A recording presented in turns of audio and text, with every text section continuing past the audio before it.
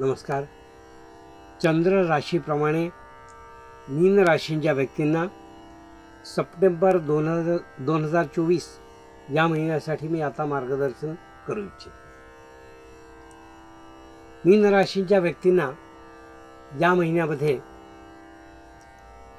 आपल्या स्वतःवर विश्वास दाखवून प्रत्येक गोष्ट करावी लागेल. कारण आत्मविश्वास हा अतिशय महत्त्वाचा असतो.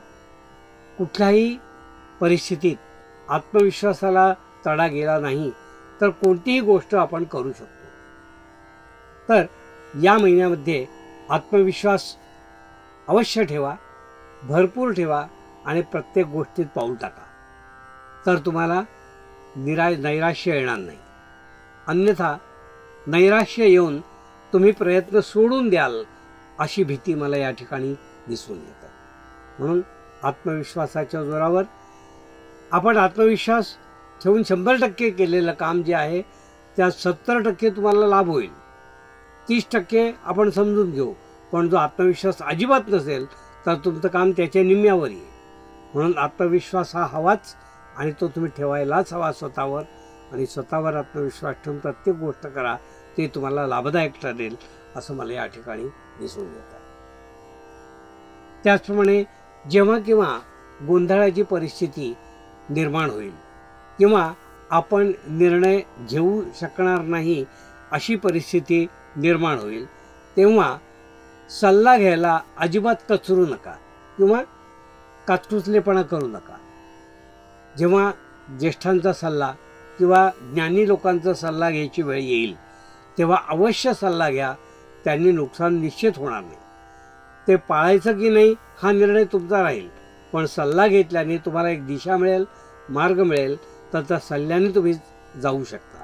म्हणून अशा वेळी आपण सल्ला घ्यायला अजिबात कमकुवतता आपली आहे असं जाणून घेऊ नका आणि सल्ल्याने कार्य करा.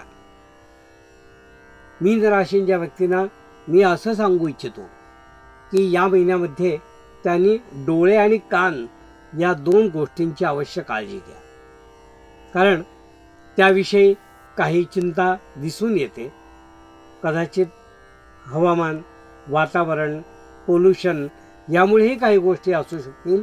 पण त्यामुळे डोळ्यांची जळजळ होणे, कानामध्ये काहीतरी खाज येणे आणि काहीतरी त्रास होणे अशा गोष्टी मला दिसून येत आहेत. तर त्याबाबतीत डॉक्टरांचा योग्य सल्ला योग्य वेळी घ्या. म्हणजे ह्या गोष्टीवर आपल्याला ताबडतोब उपाय मिळू शकेल. मीन राशीच्या व्यक्तींना मी असं सांगू इच्छितो की या महिन्यामध्ये व्यापारी लोकांना अचानक धनलाभ होईल असं दिसून येत आहे. अपेक्षेपेक्षाही होणारा धनलाभ जेव्हा तुम्हाला मिळतो, धनलाभ होतो, तेव्हा तुम्ही अतिशय आनंदून जाता. तशीच काहीतरी परिस्थिती या महिन्यात दिसून येते. अचानक झालेला धनलाभ आणि वृद्धी, या वृद्धीने आनंद तुम्हाला अतिशय होईल असं या ठिकाणी दिसून येते. नोकरी करणाऱ्या व्यक्ती ज्या काही आहेत त्यांना कष्ट करावे लागतील. पण त्या कष्टाचं चीजही होईल. ते लगेच होणार नाही, काही कालावधीने होईल. पण ताबडतोब ॲप्रिसिएशन मिळणार नाही. पण कष्ट करणं हे तुमचं ध्येय आहे आणि तुमचं गोल आहे. तर तुम्ही कष्ट करायलाच हवे. त्यापासून पळ काढू नका. कारण त्याचं नुकसान पुढे तुम्हाला होईल. त्याचप्रमाणे स्थावर इस्टेटीची काही प्रकरणं या महिन्यात निकालात निघतील. कोर्टामधून काही निर्णय जे आहेत ते आपल्या बाजूला येतील. प्रॉपर्टीविषयी काही जे दावे पूर्वीपासून जे लावलेले आहेत ती प्रकरणं हळूहळू या महिन्यापासून एक टप्प्यात येऊन त्याचा निर्णय व्हायला लागेल. अशा प्रकरणातून तुम्ही बाहेर पडाल आणि तुम्ही त्या प्रकरणातून तुमचा लाभच होईल असं या ठिकाणी दिसून येत आहे. स्थावर मालमत्ता खरेदी विक्री असे जे काही तुमचे व्यवहार या महिन्यात करायचे असतील तर ते करून घ्या. या महिन्यामध्ये त्याचाही सपोर्ट तुम्हाला मिळेल. म्हणजे केलेले जे व्यवहार आहेत ते नुकसानीत जाणार नाहीत.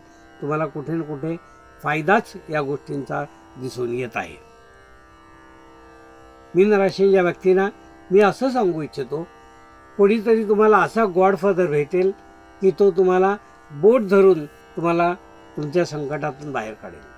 संकट माणसाच्या जीवनात कधी ना कधी तरी येतात, पण आपला त्राता कोण आहे हे आपल्याला ओळखता आलं पाहिजे. तर तो गॉडफादर तुम्हाला या महिन्यात भेटेल आणि तो तुमचं बोट धरून तुम्हाला संकटातून बाहेर काढेल. तर ती योग्य ओळख, त्याची पारख तुम्ही करणं शिका आणि त्याच्यावर भान ठेवून आणि त्याच्यावर पूर्णपणे जबाबदारी ठेवून तुम्ही बाहेर पडा, असं मला या ठिकाणी तुम्हाला सांगायचं. विद्यार्थ्यांनी या महिन्यामध्ये विशेष काळजी घेणं आवश्यक आहे. ती म्हणजे मौखिक परीक्षा जी तुमची असेल, तोंडी परीक्षा जी असेल, त्या परीक्षेमध्ये तुम्ही उतावळेपणाने काहीतरी चुका कराल असं दिसून येतं आणि त्यामुळे ते मार्क जे आहेत ते तुमचे नुकसानीत जाऊ शकतात किंवा ते तुम्हाला मिळणार नाही असं दिसतंय. तर मौखिक परीक्षेत किंवा तोंडी परीक्षेत तुम्ही सावधानता बाळगा आणि ते नुकसान कसं कमी करता येईल याप्रमाणे तुमचं वागणं असू द्या किंवा विचारपूर्वक परीक्षेला, त्या मौखिक परीक्षेला सामोरं जा, उत्तरं द्या, असाच सल्ला मी या ठिकाणी तुम्हाला देईन. मीन राशींच्या व्यक्तींना मी असं सांगू इच्छितो की या महिन्यामध्ये तुम्ही स्वतः जे काही निर्णय घ्याल त्या निर्णयाला कोणाच्या तरी सल्ल्याची जोड द्या आणि सल्ल्याची जोड देऊन मगच ते आपण जे आहे ते इम्प्लिमेंट करा किंवा एक्झिक्यूट करा, तर ते काम यशस्वी होईल असं मला या ठिकाणी दिसतंय. उद्योजकांना मोठ्या मोठ्या संधी किंवा इन्क्वायरीज येतील, त्या परिवर्तित होणार नाहीत, पण त्या इन्क्वायरीज नक्की येतील.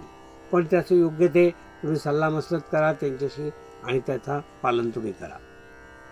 कौटुंबिक जीवनामध्ये मला असं दिसून येत आहे की धार्मिकता तुमची थोडीशी वाढीला लागेल. कुटुंबात आपल्याला कधीकधी असं असतं, एखाद्या गुरूंची आराधना किंवा एखादं तपाचरण किंवा सामुदायिक जपजाप्य अनुष्ठान असं जे काही तुमचं असेल ते या महिन्यामध्ये सामूहिकरित्या तुम्ही करू शकता किंवा काही धार्मिक कार्यक्रमाचं आयोजन सामूहिकरित्या करू शकता. असं जर तुम्ही केलं सार्वजनिक जीवनामध्ये किंवा कुटुंबामध्ये सुद्धा, तर तुम्हाला एक वेगळं अधिष्ठान प्राप्त होईल. कलाकारांना हा महिना जो आहे मीन राशीच्या, तो विशेष चांगला आहे असं मी म्हणेन. त्यांची वाहवा होणे, त्याचे अवॉर्ड मिळणे, रिवॉर्ड मिळणे आणि त्यांच्या कलेतून त्यांना विशेष ओळख मिळणे, अशा गोष्टी या महिन्यामध्ये दिसून येत आहेत.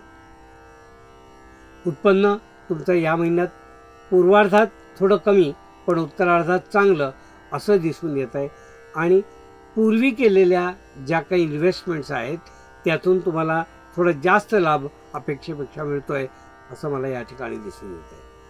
मीन राशींना मी पूर्वी बोलल्याप्रमाणे आत्मविश्वासाने तुम्ही या महिन्याला सामोरं जा.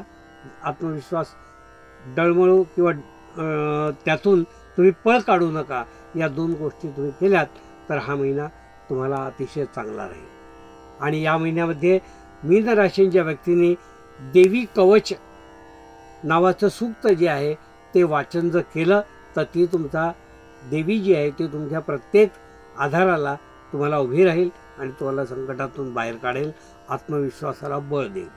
हे होतं मीन राशींच्या व्यक्तींना मार्गदर्शन.